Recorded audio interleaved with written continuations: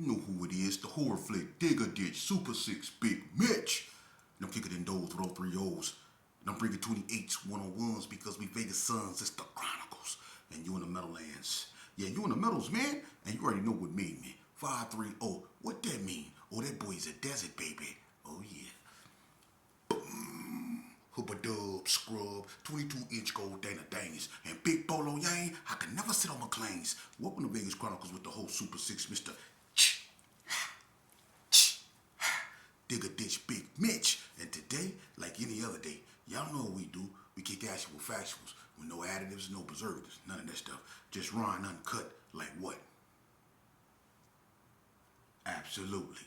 Like summer sausages and crackers. You already know. Shout out to everybody that's been rocking with your boy. Shout out to everybody that's been supporting my little platform, you know. First of all, let me start off by saying, salute to everybody out there doing positive things, man. Trying to do the right things, you know what I mean? Yesterday I did a video and in the commentary, people were offended because the video I did the day before that, I mentioned the Brownie Boys. And I want to take this opportunity to address the Brownie Boys because the Brownie Boys took offense to me saying that they used to be Crips. And to bring clarification to this, because let me say this, man. The Brownies, Sierra Nevada Arms, that's family. Alright? And they have showed me nothing but the utmost respect and love. And regardless of how I see things, I always emphasize that's my opinion. Now, when I was in the Brownies, man, and, whatever I heard individuals say, that's that. But if the Brownie Boys say that they wasn't Crips, I can't argue with them. That's their neighborhood, that's their lineage, that's their history. So if they say they wasn't Crips, regardless of how I feel, one thing that I learned, and it was through watching the Hood Postman, Melly Mel. Shout out to my big Brody. I love that, bro. Shout out to Queen Marlena. Shout out to the whole mailroom rooms, man. One thing I learned from him interviewing King Bobby Louie, rest his soul. And if y'all don't know who King Bobby Louie is, you look him up. He the one that, really him and Ray Voice from Bounty Hunters, when they were Bonnaroo's and all that, they started Bloods in YTS back in 1974. That's where Bloods came from. King Bobby Louie from Paru. You look him up. When he was doing, his videos, he ran into the same, complications because him and it was a guy from Campanella, Paru named Giacomo. They wasn't seeing eye to eye because Giacomo said the Bloods came out in 1972. But King Bobby Louie, he was there, and King Bobby Louie said that's not true. It came out in YTS in 1974 with him, Ray Voice, and a whole bunch of guys, other guys, because it was the police that actually did it, So, with that being said, I understand why the Brownie Boys will feel the way they feel, but it's up to me, it's up to me to react the way or react in a positive manner to where, it don't get out of hand. So shout out to the Brownie Boys. I didn't mean to offend nobody, and like I say, what I might have heard might not been what it was. If they say they wasn't Crips, they wasn't Crips. My thing is, I'm going to maintain a mature, respectable, approach to what I'm doing. Because my thing is, I'm not trying to offend nobody. And if I want people to be receptive to what I'm saying, I have to be respectful with what I'm saying. So my intent wasn't to, offend nobody. Salute to C-Roll, he a real one, you know what I mean? Salute to Bobcat, salute to Lap. And that's the thing. I know the Brownie Boys history, and to me, the Brownie Boys is just a click off the Gerson because I don't want them to take offense to it, but this is facts, Lap, you know what I mean? Lap used to be a G, and Lap father was an ace of spade, you see? And it was Gersons that either start claiming Brownie Boys or it was Gersons that was claiming Brownie Boys and started back claiming Gerson because it was basically the same thing, like 40 block. You see? It was Gersons that was 40 blocks, and so on and so forth. That's just how it is. And back during that time, gangs was really looking for their identity. You know, so they might have been one way at a certain time, or it might have been individuals saying certain things at a certain time, and the rest of them didn't feel that way. Because it's certain Gersons that still say cuz. Let's just keep it real. It's certain Gersons that still say cuz, and the Crips, they be dumbfounded because like they be like, how you guys say y'all not Crips, but y'all say cuz. And any Gerson that know his history know that the Gerson's been saying cuz before Crips was in Vegas. That's a terminology that comes from the South. We all come from the South. The word cuz come from Texas or Mississippi or Alabama. That's where that word come from. They still say it to this day. You see? So, like I say, man, shout out to the Brownie boys, man. And you know, I used to put in work with the Brownies. And they was thumbed down, especially Kudaka, rest his soul, Kudaka, you know, rest in peace, Gilchrist, Lil Crest, you know, it was a Scarface, you know, it was some riders up over there in the Brownies, you know, Big Friendly, Fakes, Lil Rock, it was some riders over there, man.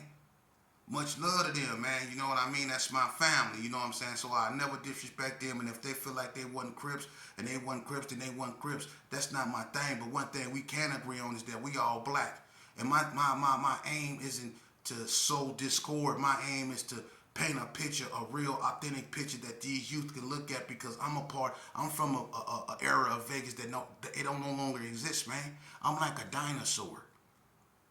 For real, my era is gone. I'm from the era of the Diodora, the gangster boots, the spot builds, the original Nike Cortez, the Pumas, Sergio Valentes, you know, the shell toes, the feelers when they first came out, the original Chucks, the Croker Sacks, Romeos. I'm from that era. You see? So when it comes to what I'm doing, I'm speaking from that era. I'm from the Jheri Curl era. You see? So when I speak, I'm speaking from my time, because my time is where it started all. It comes from my era. Everything you see going on today comes from my era.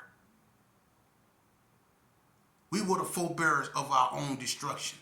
So I'm trying to bring clarity to it. And so I'm not trying to offend nobody. Salute to the Brownie boys, man. I didn't mean no disrespect, man. Y'all, you know, I mean, we all suffered loss. You know, it hurt, you know. We all went through what we went through, man. And the ones that made it out, man, I salute y'all, man, because it was a hell of a struggle, man. And I need you brothers, you know, to come together with me, man, to bring positivity, because, you know, people losing their children. And I don't want to point nobody out, but it's a lot of y'all that feel me, because some of y'all done lost y'all children to nonsense. And we can't take it back.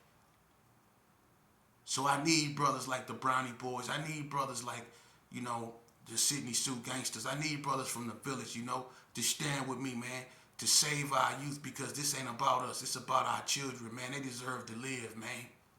They do. And we need to quit raising gangsters and start raising civilians, man, because real gangsters, people that really didn't survive these streets, we don't put that filth in our children's head. And if you do, shame on you. You need to go deep in the desert, dig a hole, and lay in it if you poisoning your child with this nonsense, man. Which brings me to this. Someone asked me which era, should I say, was more destructive, the Jheri Curl era or the skinny jean era? I'm from the Jheri Curl era, you know, and although we were destructive, because we were the forebearers of, you know, we're the Easy-E generation. So we wore Jheri curls, Raiders jackets, Nike hats and stuff like that, sag-dye pants and stuff like that. And we brought about destruction, especially in places like California, you know, D.C., even though they have their different culture, Chicago. It was bad everywhere. But during this era, Chicago was more controlled because a lot of them had their chiefs still out. So they still had somewhat control over what they did. So even though it was violent in Chicago, California was getting all the attention because, you know, they start, you know, since like the mid 80s on up, California, they had what was known as fully automatic weapons. You know, and this was when Ronald Reagan was in office. Did you know when Ronald Reagan was in office, all these guns started sprouting up in the black communities? These AK-47 fully automatic weapons. Remember the freights, the white vans? I speak on that all the time. This during Ronald Wilson Reagan's term. Ronald Wilson Reagan, 666. This during his term. And when I say 666, I'm not talking about protons, neutrons, and electrons. I'm talking about 666, the mark of that man.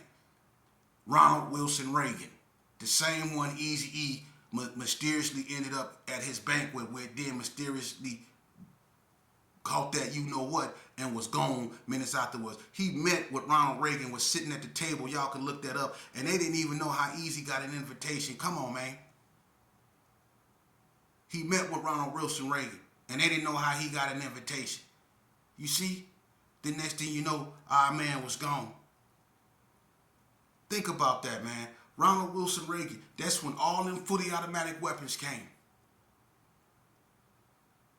You see? But one thing about my era,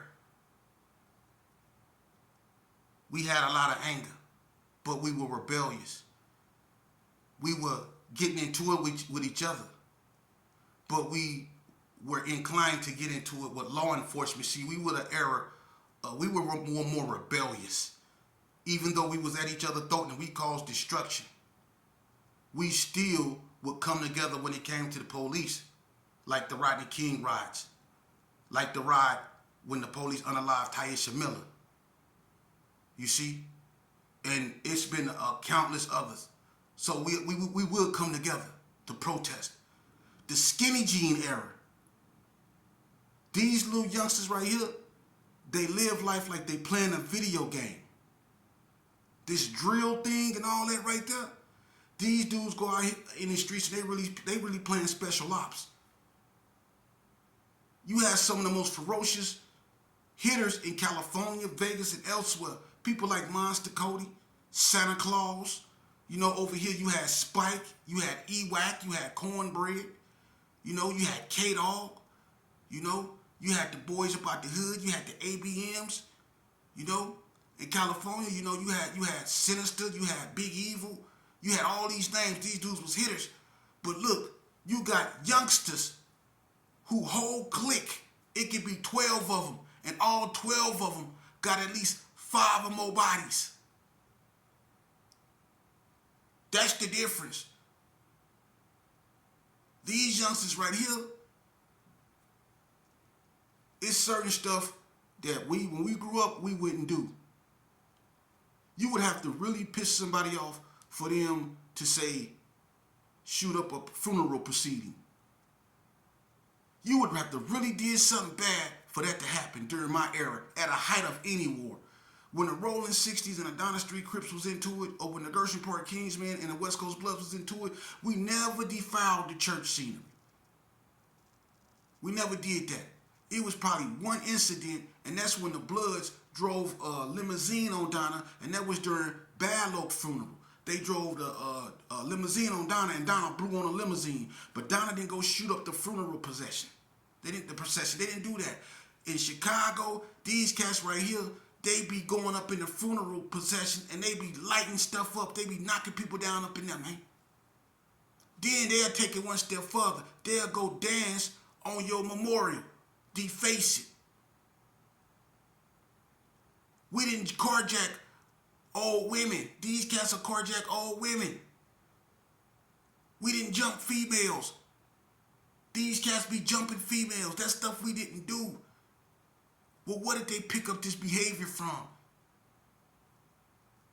Because they got the idea of being rebels, thugs, and hoodlums from us, but where they get this other stuff from? Where they get this brutalizing old women from?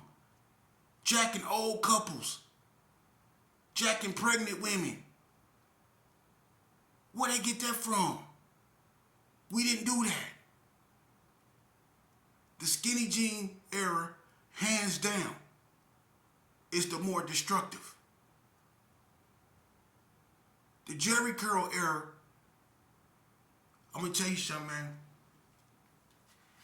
The Jheri curl era, man, it was more, you know, it was bad, but think about it. It was bad, but over here in Vegas, it was the way we did things, man.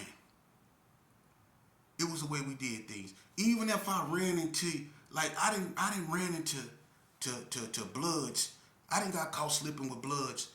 And I ain't gonna lie, I refused to come out the store under any circumstances. It's 1,000 Bloods outside. They chased me to my mama house. I locked my mama out and was looking out the window like this unapologetically. For real. So but they didn't jump on my moms.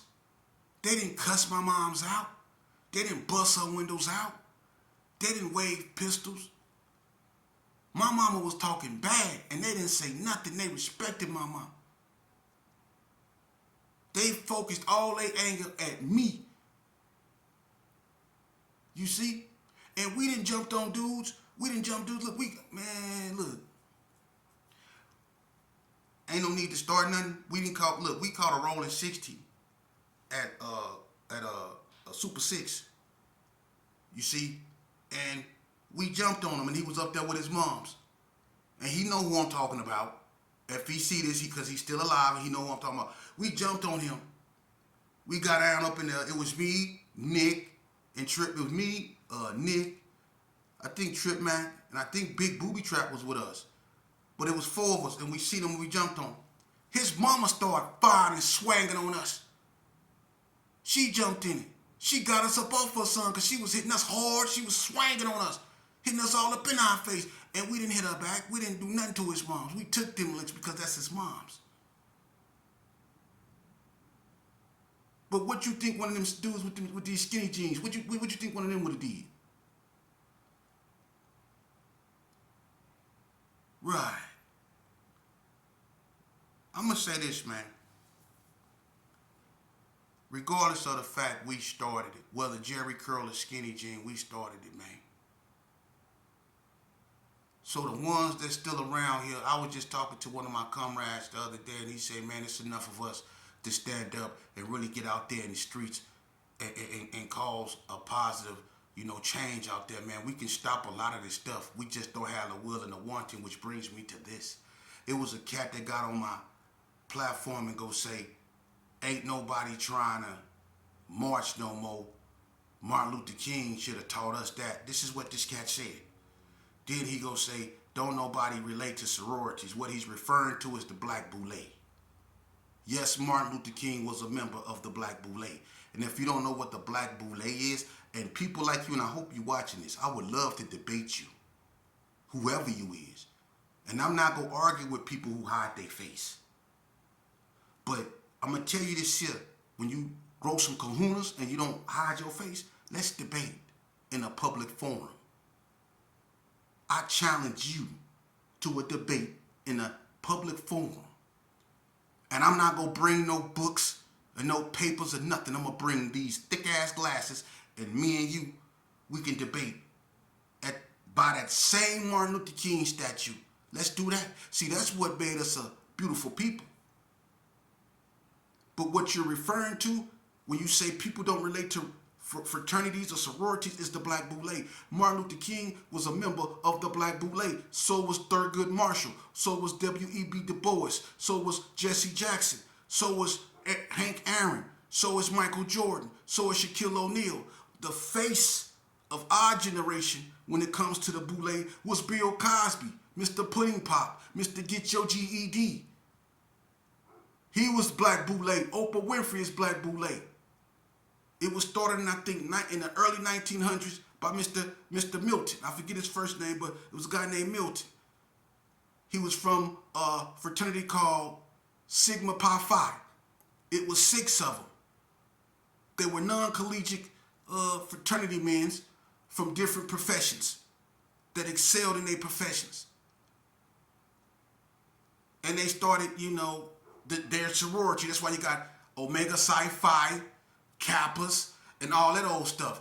Michael Jordan, Shaquille O'Neal, and a whole bunch of them are Q dogs, Omega Psi Phi. That's the boule, or the good Negro, per se, who they use to keep us in order. But every now and then, they show the boule that, hey, even though we let y'all look in the club, you never go be a part of the club. That's why they did Bill Cosby the way they did him. And he was the one telling y'all, oh, quit blaming a white man for your problems. Go get a GED. Go get you a get-by education. Telling you to go get you a GED. Just go get you a GED, and you a pudding pump, and everything gonna be all right. But he over there giving women elixirs. You see? So to you people that just use criticism you really don't know nothing about, I would love to debate you. Why don't y'all just say, man, we just ain't got it in us, man, and step aside and let the ones that do handle their business? Because if you ain't out here trying to make a change, but you sitting right back there criticizing people that are, what are you? You just cold for the fire, man. And that's why every slave rebellion back during the day never worked. Because people like you become satisfied with the status quo. I don't want to see nothing change. I like it when blacks hurt blacks. It give me something to talk about. Because if they ain't do nothing to themselves, that means that I had to accept the harsh reality that I'm really a nobody in life. And I ain't got nothing to talk about when it come to me. So I got to go out there and ask people questions like, what happened over there? You know? Yeah. Them the type of people you are. But I would love to debate you and like-minded people like you. Especially when it come to my people. And we can go in any direction you want to go, my brother. Yeah. I'm really about that life, like I was when I was with that ignorance.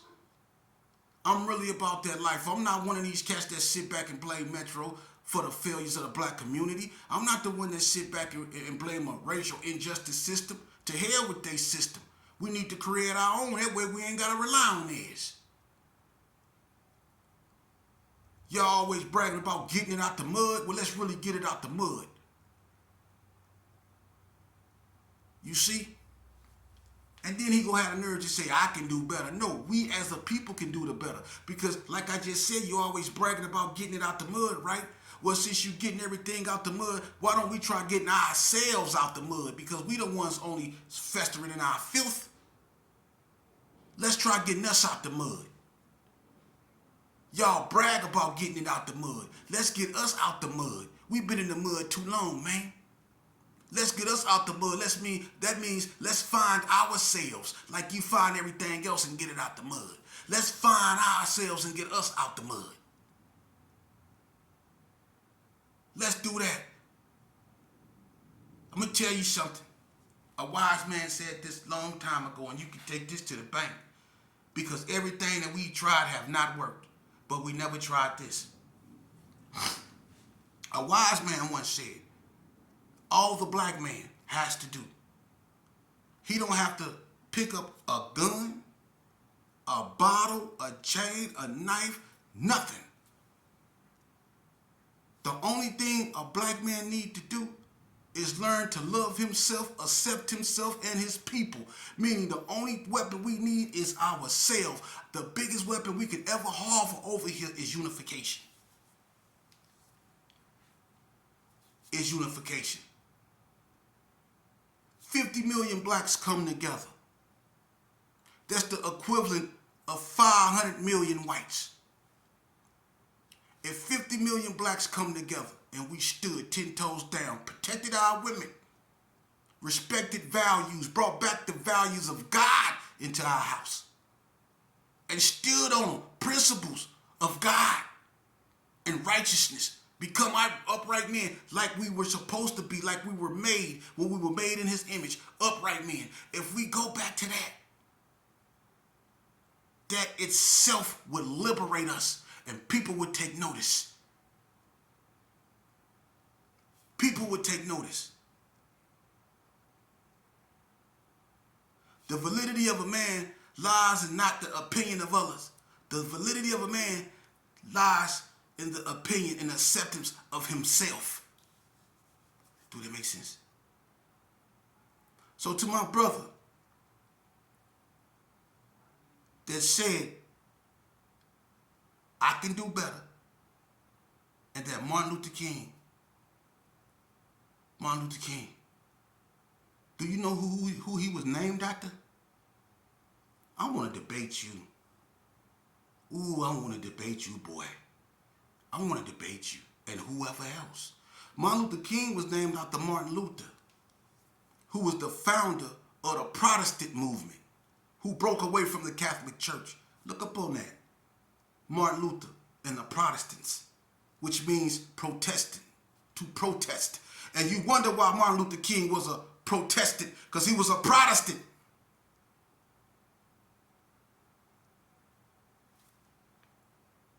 Make sense? And he was fighting for the liberation of our people, and yes, he was chosen. He's Boule. He was chosen. Just like Al Sharpton was chosen. Why you think he was? Listen, Al Sharpton, think about this. Let me show you the double standard. Al Sharpton ran for president just like Jesse Jackson did. But before he ran for president, they got recordings of Al Sharpton calling white people all kind of racial epithets. Yeah, he was calling them all kind of racial slurs. Imagine if they came out with audio of, let's just say, Donald Trump or somebody, and they was calling us all kind of, N-words and this and that and all that. And I mean, just was saying it, hollering it. It would have been an uproar. But they still let this cat here after he said that. They got him on tape. Now, they might have said,